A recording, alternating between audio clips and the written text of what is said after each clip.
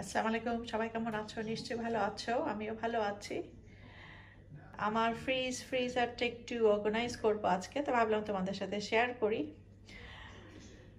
আসলে যেহেতু ব্লগ করি, এখন বাইরে যাওয়া যাচ্ছে না, আমাদের এখানে ফুললি লকডাউন, তখন যা করি আমি সেটাই শেয়ার করছি।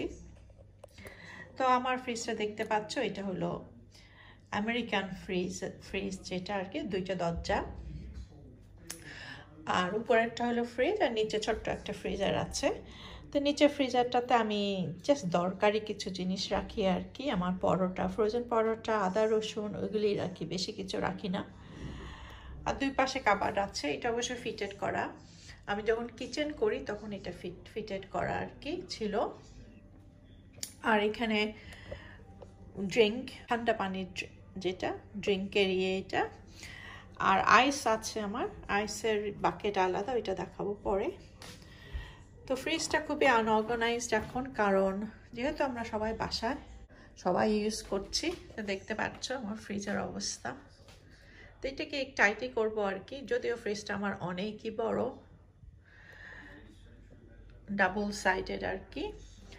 আর ভেজিটেবল র্যাক, এখানে সব ভেজিটেবল থাকে, নিচেরটাতে রুটি রাখি আমি কিছু।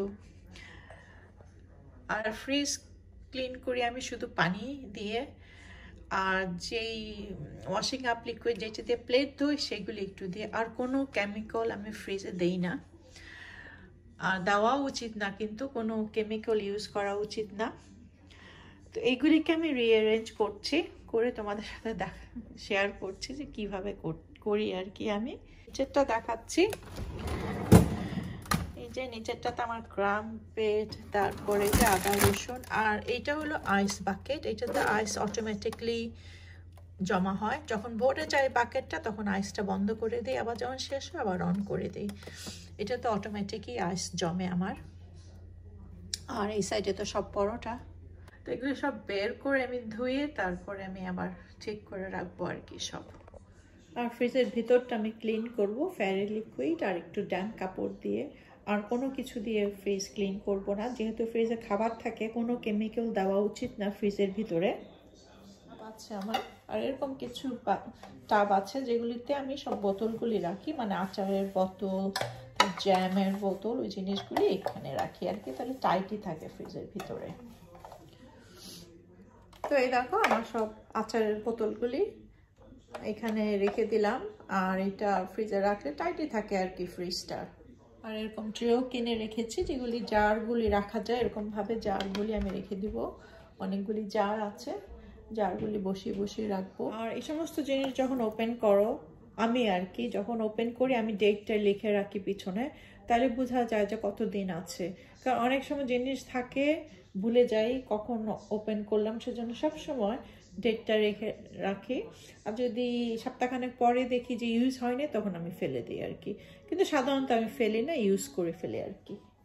আর একটা বাস্কেট রাখি আমি ফ্রিজে, যেটার মধ্যে আমি ছোট ছোট জিনিসগুলি রাখি, যেরকম পনিরগুলি রাখি, তারপরে যে কোনো স্প্রেড রাখি, তাহলে টাইটই থাকে, সবগুলি একসাথে থাকে আর কি।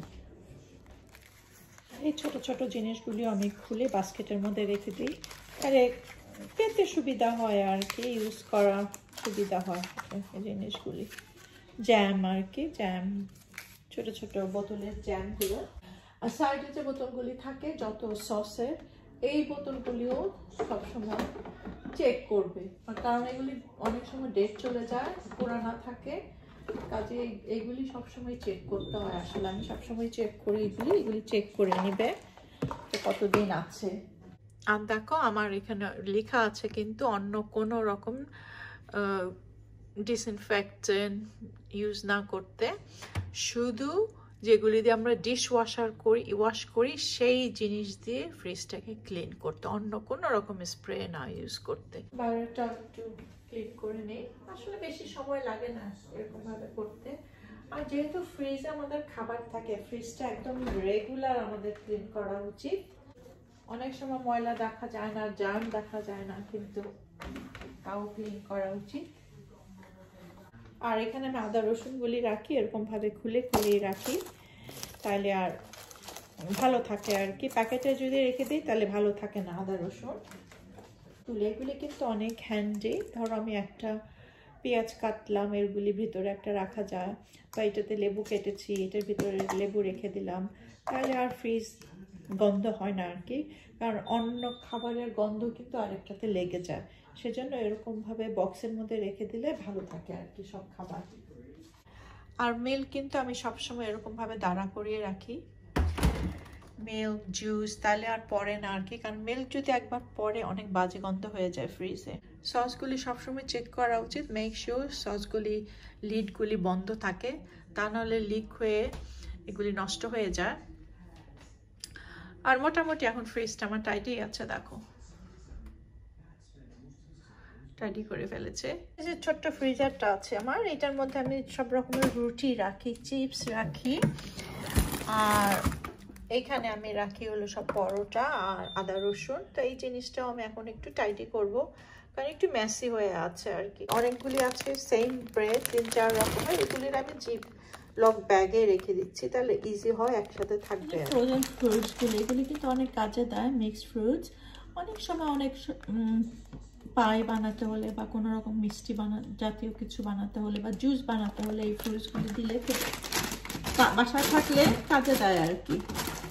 সবসময় এরকম একটা আইস প্যাক রাখি, যেটা অনেকই জরুরি। অনেক সময় পায়ে মুচকায় গেলে, হাত মুচকায় গেলে একটা দিয়ে দিলে খুবই সুবিধা হয় আর কি। সেজন্য আমি এই জিনিসটা সবসময় রাখি একটা ফ্রিজারের মধ্যে।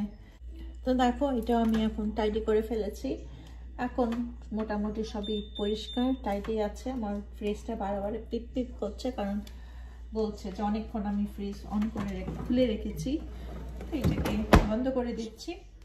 আর মাংস মাছ যেগুলি কাঁচা রান্না হয় না, এগুলি কখনো উপরের সাইডে রাখবে না, কারণ এগুলি যদি ব্লাড থাকে তাহলে ব্লাডটা ড্রিপ করে পড়ে যেতে পারে, ইন কেস সব খাবারে তখন চলে যাবে। তা আমার যদি কোনো মাছ মাংস থাকে ফ্রেশ, আমি সবসময় এই শেলফটাতে রাখি। আর যে খাবারগুলি থাকে ইউজ করা, আমরা যেগুলি ইউজ করেছি, এগুলি এরকম কন্টেনারে একদম ক্লোজ করে, লিডটাকে ক্লোজ করে তারপরে রাখবে, তাহলে এক গন্ধটা ছড়ায় না আর কি। সবকিছুই মোটামুটি একদম কভার করে ফ্রিজে রাখা দরকার। আমার ফ্রিজারের টাইমার আছে, সেজন্য এটা বেশিক্ষণ খোলা রাখলে পিপ পিপ করতে থাকে। আর সসগুলি তো আমি এখানে রাখি, সব সময় আলাদা রাখি সস। আর সস কিন্তু আমি সব সময় ডেটগুলি চেক করি, কারণ অনেক সময় হয় কি অনেক সস কিনে ফেলি, পিছনে যেগুলি থাকে এগুলি অনেক সময় ইউজ করা হয় না, সামনেরগুলি ইউজ করা হয়, সেজন্য আর কি সবসময় ডেটটা চেক করি আমি।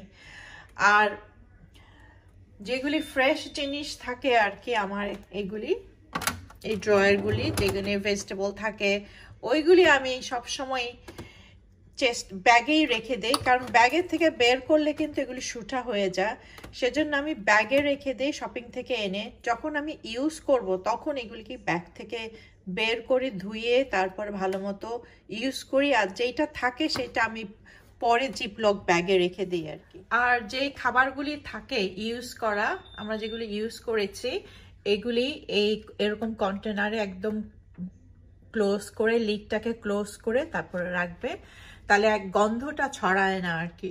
সবকিছুই মোটামুটি একদম কভার করে ফ্রিজে রাখা দরকার। তো আমার ফ্রিজটা আবার দেখাচ্ছি তোমাদের কি অর্গানাইজ করা। দেখো আসলে যে কোনো জিনিস অর্গানাইজ করে রাখতে ভালো লাগে, পরিষ্কার থাকে সবকিছু, এবং এটা করা উচিত, আমাদের সব সময় করা উচিত। এটা হলো নিচের ফ্রিজটা। আজকের মতো ভিডিওটা এখানে শেষ করছি। তোমরা যে যেখানেই থাকো ভালো থাকো, সুস্থ থাকো, অনেক দোয়া রইল তোমাদের জন্য। আল্লাহ হাফেজ।